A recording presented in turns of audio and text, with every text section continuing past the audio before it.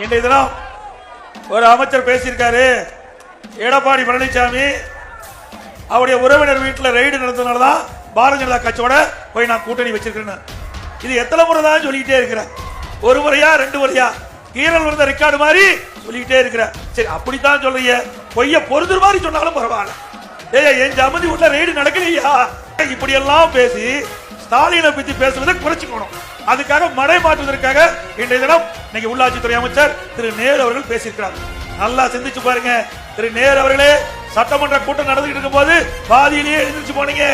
உங்க குடும்பத்துல ரெய்டு நடந்தது, வருமான வரித்துறை நடந்தது, உங்களுடைய தம்பி வீட்டுல வருமான வரித்துறை ரெய்டு, உங்களுடைய மகன் வீட்டுல வருமான வரித்துறை ரெய்டு, இடி ரெய்டு நடந்தா இல்லையா? அமலாக்கத்துறை ரெய்டு நடந்தா இல்லையா? இவ்வளவு அழுக்க வச்சுக்கிட்டு எங்களை பற்றி விமர்சனம் செய்வதற்கு என்ன அருகதை இருக்குது, என்ன யோகியது இருக்குது?